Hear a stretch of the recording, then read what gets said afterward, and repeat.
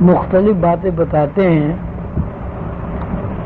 ایک گروہ تخلیق کے بارے میں یہ قیاس کرتا ہے کہ یہ کائنات خود بخود بن گئی، یا یہ کہ کہیں کوئی آتش فشاں لاوا تھا، وہ ابل کے پھٹ گیا، اس کے بعد اس کی راکھ پھیل گئی اور اس راکھ میں پانی کی وجہ سے نشو و نما ہوا اور وہاں سے تخلیق کا سلسلہ شروع ہوا. سائنس بھی مختلف طریقوں سے یہ بات بتاتی ہے کہ کائنات کی تخلیق کے پیچھے کوئی ایک ہستی نہیں ہے. کائنات ارتقائی مراحل طے کر کے خود بخود بن گئی ہے.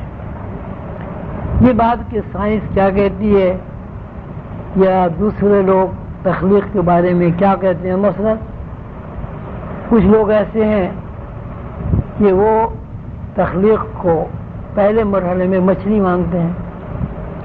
کچھ لوگ ایسے ہیں کہ جو تخلیق کو پہلے مرحلے میں ڈینوسار کہتے ہیں کہ صاحب پہلے ڈینوسار پیدا ہوا، وہ بہت بڑے بڑے وہ جانور ہوتے تھے. ہاتھی پیدا ہوئے، ڈینوسار کی خوراک ہاتھی ہوئی، اور وہ ڈینوسار اتنے بڑے بڑے ہوتے تھے جس طرح ایک بہت بڑا اژدہا سانپ چوہے کو نگل لیتا ہے، اسی طرح ایک ڈینوسار ہاتھی کو نگل لیتا تھا. اس کے فضلے سے بے شمار چیزیں پیدا ہوئیں اور کائنات کا سلسلہ چل پڑا. اب اس سلسلے میں جتنا بھی مطالعہ کیا جائے وہ نئی نئی باتیں سامنے آتی ہیں، لیکن جب ہم آسمانی کتابوں اور ان لوگوں کے پیغامات پر غور کرتے ہیں جو اللہ نے اس زمین پر بھیجے ہیں، ان کی تعلیمات کے مطابق ایک ہی بات ہماری سمجھ میں آتی ہے، ایک ہی بات ہمیں بتائی جاتی ہے، اور سب نے ایک ہی بات کا اعلان کیا ہے کہ کائنات کی تخلیق کے پیچھے ایک ہستی ہے. ایک ہستی ہے جس نے اس کائنات کو بنایا.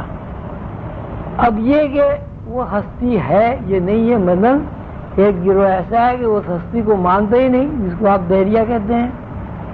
ان کے پاس بھی بے شمار دلیلیں ہیں اس ہستی کے نہ ہونے کے بارے میں، لیکن ان کی دلیلوں میں اتنا وزن نہیں ہے کہ ان کی دلیلوں سے وہ یہ ثابت کر دیں کہ کوئی ہستی نہیں ہے. مثلا جو لوگ خدا کے وجود کا انکار کرتے ہیں، جو لوگ یہ کہتے ہیں کہ کائنات خود بخود بن گئی، کسی نے نہیں بنائی، وہ اس بات کا اعلان کرتے ہیں کہ کائنات بنانے والی جو چیز ہے وہ نیچر ہے، اور نیچر ہی اس کائنات کے نظام کو سنبھالے ہوئے. اب یہ بڑی عجیب بات ہے کہ جب نیچر کا نام انہوں نے لے دیا تو دوسرے گروہ اس نیچر کا نام کچھ اور رکھ دیتے ہیں. کوئی یزدان رکھ دیتا ہے، کوئی بھگوان رکھ دیتا ہے، کوئی گاڈ رکھ دیتا ہے، کوئی رحمان رکھ دیتا ہے. تو جس چیز کے بارے میں کوئی بات سمجھ میں نہ آئے، جو ذہن اٹک گیا، اس کا نام نیچر رکھ دیا جائے، تو پھر یہ سوال پیدا ہوتا ہے بھی نیچر کہاں سے بن گئی، اور پھر نیچر میں جو توازن ہے، اعتدال ہے، تسلسل ہے، تواتر ہے، وہ کہاں سے آ گیا. وہ اس کی بھی بے شمار مثالیں دیتے، لیکن بات کچھ بنتی نہیں ہے. مثلا آج کا سائنسداں یہ کہتا ہے کہ یہ ساری کائنات الیکٹران کے اوپر چل رہی ہے، لیکن ساتھ ساتھ وہ یہ بھی کہتے ہیں کہ الیکٹران ایک ایسا ایٹم ہے یا ایسی روشنی ہے یا ایسا یونٹ ہے کہ جس کو کبھی نہ دیکھا گیا نہ آئندہ کبھی دیکھا جا سکتا ہے. تو اب اگر گاڈ کا نام الیکٹران رکھ دیا جائے تو بات تو وہی ہے. تو یہ جو بے شمار مذاہب ہیں، ان مذاہب میں مختلف نوعیتوں سے خدا کے وجود کا تذکرہ کیا گیا ہے. مثلا ہندو مت میں خدائی تصور ہے، لیکن انہوں نے خدائی تصور کے ساتھ ساتھ خدائی صفات کی الگ الگ شکل و صورتیں بنا لی ہیں. جتنی خدائی صفات ہیں اتنے ان کے بت ہیں. یہ بارش کا بت ہے، یہ پیسے دینے والا بت ہے، یہ سختی لانے والا بت ہے، یہ آرام دینے والا بت ہے.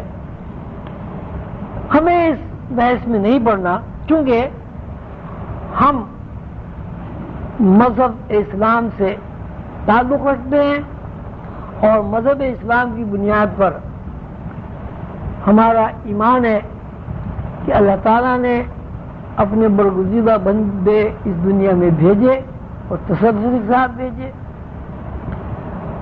اور یہ تسلسل آ کر سیدنا حضور صلی اللہ علیہ وسلم پر ختم ہوا.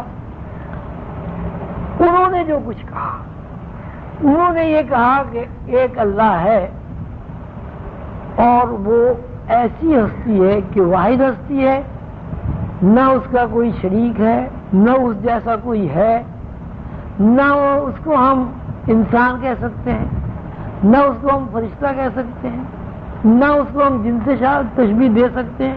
ایک ہستی ہے، ایک وجود ہے، ایسا وجود جس کو کسی بھی طرح خد و خال میں بیان نہیں کیا جا سکتا، اور اس کا نام اللہ ہے. یہ اللہ توحید ہے کہ ایک اللہ کو مانو، ایک اللہ کو تمام کائنات کا خالق تسلیم کرو، ایک اللہ کو تمام کائنات کا رب تسلیم کرو. ان کا کہنا یہ ہے کہ اللہ تعالیٰ ایک ہستی ہے، وہ کیا ہے، کس طرح ہیں، نور ہیں، تجلی ہے، وہ بالکل الگ بات ہے. بہرحال ایک اللہ تعالیٰ ایک ہستی ہے. اس ہستی نے جب چاہا کہ میرے علاوہ بھی اور لوگ ہونے چاہیے، افراد ہونی چاہیے، مخلوق ہونی چاہیے، تو اس نے اپنے ذہن کے مطابق، اپنے پروگرام کے مطابق اس کائنات کو وجود بخشنے کے لیے ایک اعلان کیا. ایک اعلان کیا کن، اعلان کیا کن کہ ہو جا. اعلان کا مطلب یہ ہے کہ اللہ تعالیٰ نے کچھ بولا، اللہ تعالیٰ نے مخلوق کو مخاطب کر کے کن کر دیجیے ہو جا. ہو جا سے مراد یہی ہے کہ کوئی چیز اللہ تعالیٰ کے ذہن میں موجود ہے. جب بھی تم کہیں گے بھائی ہو جا، تو اللہ تعالیٰ کے ذہن میں پہلے سے یہ مخلوق موجود تھی. اس کو اللہ تعالیٰ نے حکم دیا، آواز دی کہ تو عملی مظاہرے کے ساتھ، شکل و صورت کے ساتھ، قد و خال کے ساتھ وجود میں آ.